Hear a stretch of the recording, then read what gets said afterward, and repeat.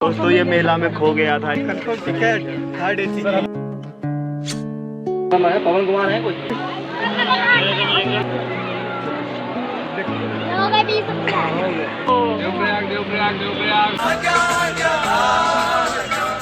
तो मैं एक बार फिर से आपका स्वागत करता हूं मेरे ब्लॉग में, जिसमें हम 16 दोस्त अपने कॉलेज से केदारनाथ की यात्रा करने वाले हैं। अभी हम लोग हैं कानपुर स्टेशन पर और इसके पहले की जर्नी मैंने अपने पहले ब्लॉग में शेयर करी है, जिसको आप जाकर मेरे चैनल पर देख सकते हैं। कानपुर स्टेशन पर पहुंचने के बाद सबसे बड़ी दिक्कत ये थी कि हमारे पास सिर्फ 4 ही कंफर्म टिकट थे और हमें कानपुर से हरिद्वार जर्नी करनी थी। जिसके पास टिकट नहीं थी, अब उनके पास सिर्फ 2 ही ऑप्शन थे, या तो वो ऐसे जनरल से सफर करते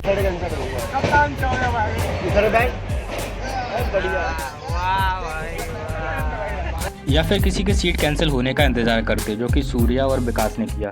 क्या हो गया? कंफर्म हो गई थर्ड एसी में भाई। Confirm ticket third AC sir हमें मिलेगी। कितने में? और भाई इन 2 टिकट के साथ कंफर्म हो गया था कि 6 लोग तो जाएंगे स्लीपर से और बाकी के सब जाने वाले जनरल से। इसी डिस्कशन के बीच मेरी नजर जाती है इनकी तरफ, जिनको देखकर मेरे दिल से सिर्फ एक ही आवाज निकली, पूरा ठेला लाल। दोस्तों ये मेला में खो गया था ये आंटी के साथ। बचपन में मेला कुंभ मेला में गई थी आंटी, उस टाइम पे नंद खो गया था, आज नंद मिला है। कुछ भी। स्लीपर कोच में पहुंचते ही मैंने अपनी तीनों आंखें बंद की और सो गया। जब मैं सुबह होते ही अपने कैमरे के साथ उठा तो मैंने देखा कि मेरे सामने टीटी खड़ा है, और टीटी ने भी मुझे और आशीष को तब पकड़ा जब हम दूसरे कोच में आकर अपना फोन चार्ज कर रहे थे। वैसे कोई प्रॉब्लम तो नहीं हुई, क्योंकि हम भी उन 6 में इंक्लूड थे जिनके पास टिकट थी। हम टीटी से तो कैसे भी करके बच गए थे, लेकिन इसकी ये हरकतें हमें जरूर बटवा के मानती। अरे एक्साइटमेंट मतलब क्या? कहाँ बैठा हूँ, किससे बात कर रहा हूँ, क्या बात कर रहा हूँ, समझ में नहीं। कंट्रोल। बात ये थी कि जितनी देर में हम लोग फोन चार्ज करने गए थे, उतनी देर में कोई एक नन्ना मुन्ना पैसेंजर आकर हमारी सीट पर कब्जा कर लेता है। यही नहीं, इस नन्हे शैतान ने सिर्फ सीट पर ही कब्जा नहीं, मेरे उन दोस्तों के दिल पर भी कब्जा कर लिया था, जो कि जनरल बोगी से मेरे स्लीपर बोगी में आ गए थे। जो बुरा रहा है, देखिए ये जानवर जो आपके सामने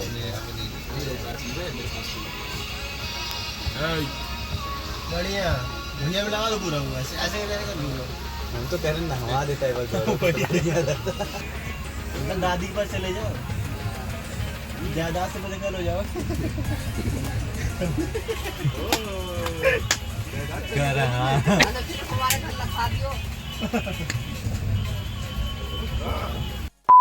यहाँ हम लोग बच्चों के साथ खेल रहे थे और ऊपर अंकित किसी और के साथ खेलने में लगा पड़ा था। अंकिता अंकिता अंकित अंकित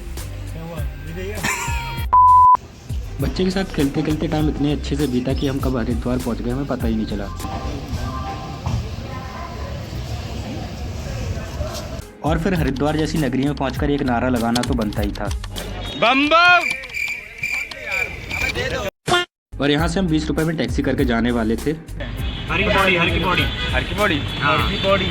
गंगा स्नान, मतलब गंगा स्नान के लिए हम लोग निकल रहे हैं। तो फिर बिना वक्त गवाए हम लोग पहुंचे घाट पर।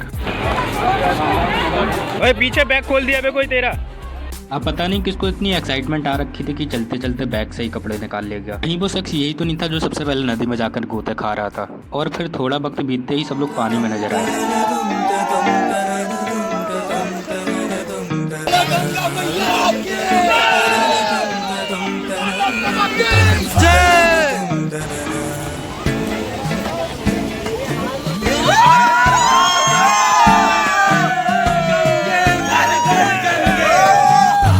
इतना ज़्यादा ठंडा था कि बाहर निकलने का मन ही नहीं कर रहा था। फिर मैंने विकास को सांस रोकने का चैलेंज दिया, जिसमें मैं फेल हो गया।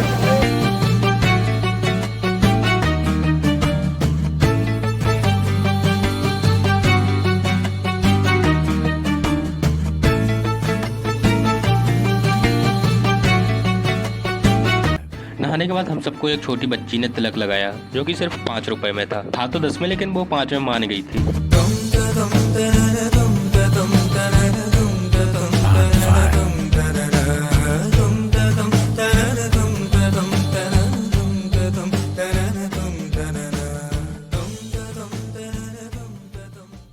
घाट से निकलने के बाद हम लोग पहुंचे ट्रैवल एजेंट के पास, जहां से हमें गाड़ी बुक करनी थी। इसकी मदद से हम लोग हरिद्वार से आगे का सफर पूरा करने वाले थे। मैंने आज के लिए पूरा।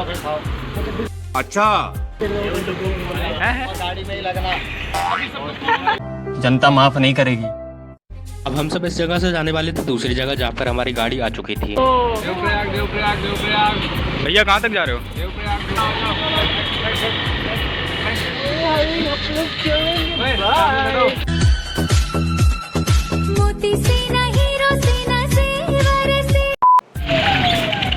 ये है हमारी ट्रैवलर जो कि हमें हरिद्वार से आगे ले जाने वाली है। और हमारे साथ जितने भी उल्टी करने वाले कंटेंट ट्रैवल कर रहे थे उन्होंने विंडो सीट पहले ही पकड़ ली थी। अब बस इंतजार था तो जल्द से जल्द केदारनाथ पहुंचने का। और फिर मैंने पहले ही कहा था कि भोजन बिना भजन कहाँ, और हमने पिछली बार रात को 8 बजे खाया था और अब 5 बज चुके थे।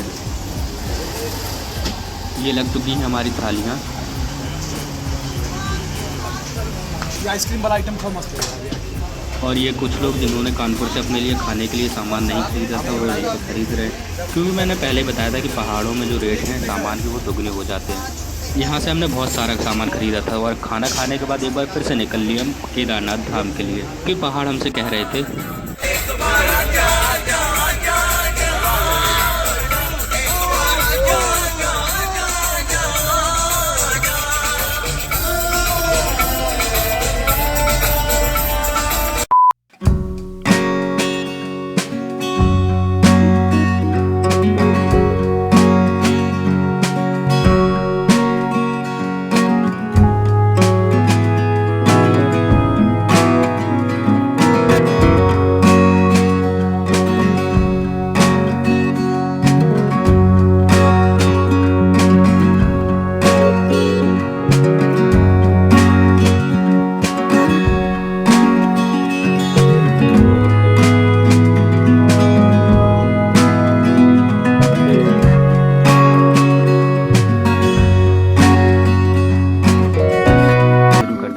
अगले ब्लॉग में बताऊंगा कि